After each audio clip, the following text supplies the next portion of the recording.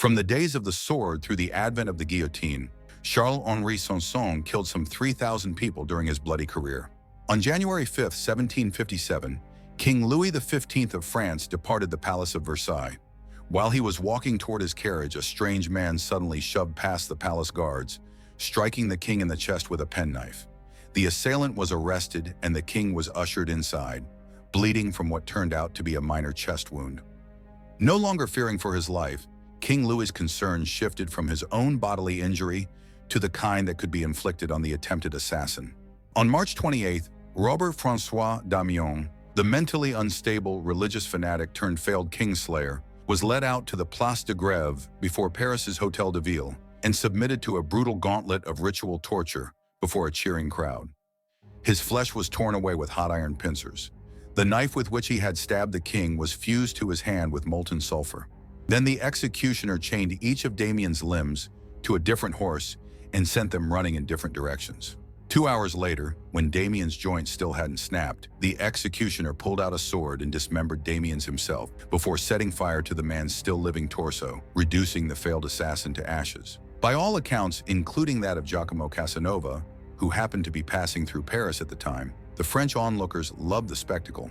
And for the 17-year-old executioner who performed the punishment, Charles-Henri Sanson, it was just another day on the job. By the time Charles-Henri Sanson was born in Paris on February 15, 1739, the Sanson family had been the royal executioners of France for 3 generations.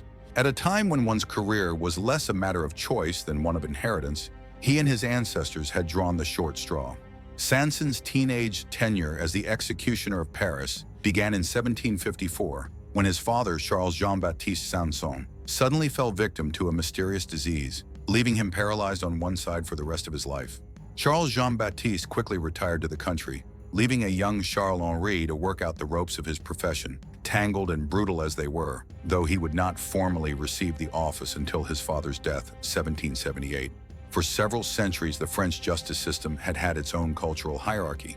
Nobles who committed serious crimes were beheaded, usually with a sword, as that was a cleaner and more effective cut than an axe. Commoners would be hung, a process that involved more mathematics than one might expect. Finding the correct rope length to effectively break the human neck requires fairly complex calculations. Highwaymen, other bandits, and those who had committed very egregious crimes against the socio-political order were broken on the wheel, stretched out over the spokes of a cartwheel, and their limbs smashed with a sledgehammer before they were either killed with a blow to the chest, the coup de grace, or cut of grace, or left to die from exposure. To be an effective executioner or executor of high works, as Charles-Henri Sanson was officially titled, meant being versed in every technical aspect of these procedures, as well as their symbolic and theatrical elements. The Monsieur de Paris was required to appear in public engagements wearing a red cloak of office that marked him as separate from other men. After executions, it was not uncommon for sick members of the population to come forward to touch the executioner's hand in pursuit of its supposed healing powers, all the better if it was still bloody.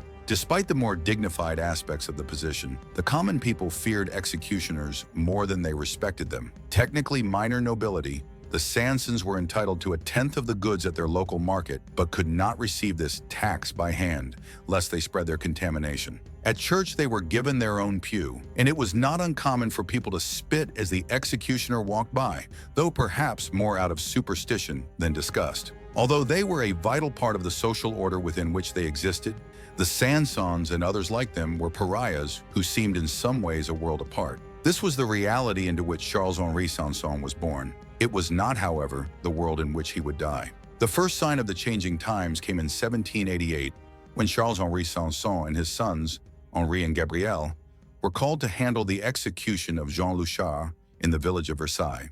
Convicted of killing his father with a hammer in the midst of a heated argument, Louchard was to be publicly broken on the wheel not far from the Palace of Versailles, or at least he was supposed to be. The execution was cut short before it could come to fruition when a group of sympathetic villagers stormed the stage, kidnapped the prisoner, and burned the wheel upon the scaffold. Although the Sansons escaped the fury of the mob, the system they upheld did not. With the parliamentary body known as the National Constituent Assembly already discussing changes to the country's system of government amid the early stages of what would become the French Revolution, the events at Versailles brought the state of public execution and executioners up for debate as well.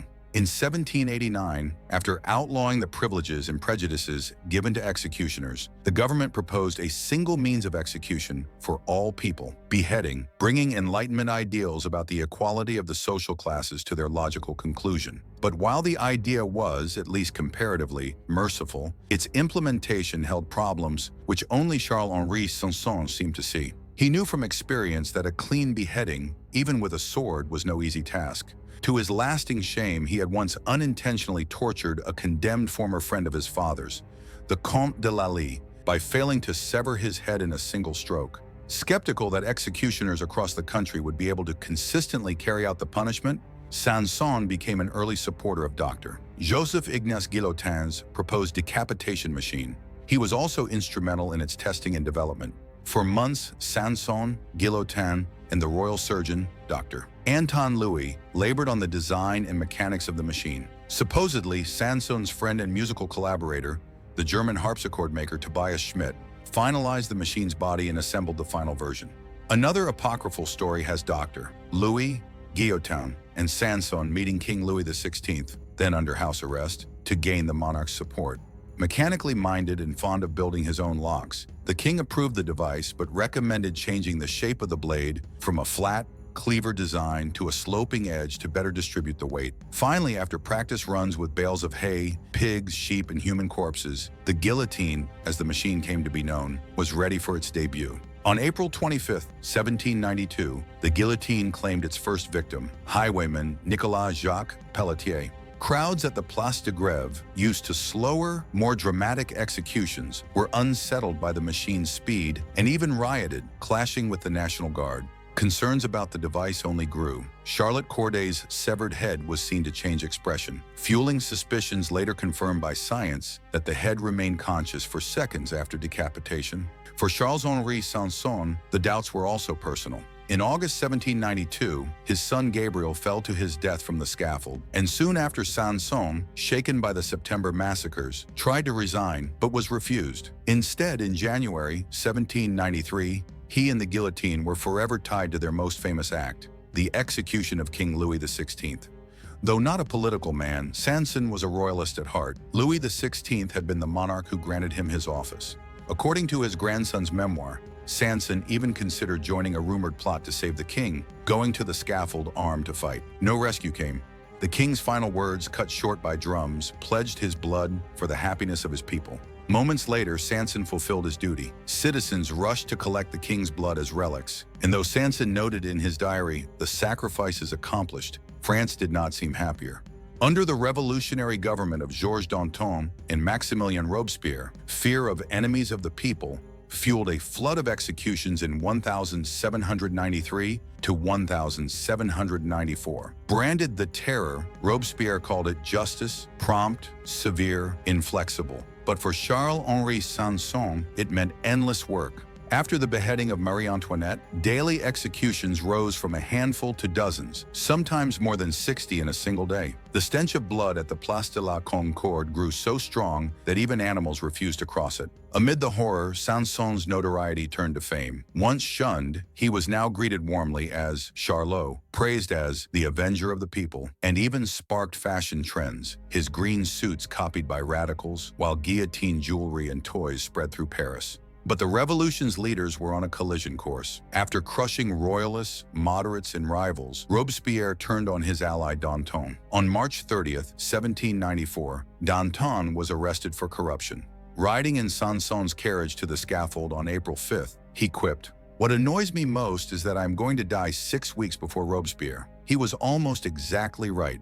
Robespierre's final spectacle, the Festival of the Supreme Being in June 1794, saw him pose as high priest of a new state religion, with Sanson and his son Henri flanking the so-called Holy Guillotine on a parade float. But after nearly 40 years in office, Sanson began to unravel. In his diary, he admitted to visions, nerves shattered by mock justice, and soon collapsed into delirium and depression. Henri briefly took over before his own arrest, but before he could face the blade, Robespierre fell. Accused of imagining himself a messiah, Robespierre tried to shoot himself, shattering his jaw. On July 28, 1794, Sanson supervised his execution, reportedly ripping away the bandage so that Robespierre screamed as the guillotine fell. Soon after, Sanson retired, tending a garden and raising his grandson away from Paris. Denied a pension on a technicality, he died in 1806, aged beyond his years after executing nearly 3,000 people. One last story lingers. Meeting Napoleon near the Place de la Concorde, the emperor asked if Sanson would kill him too, if ordered. "If kings, emperors, and dictators can sleep well," Sanson supposedly replied, "why shouldn't an executioner?"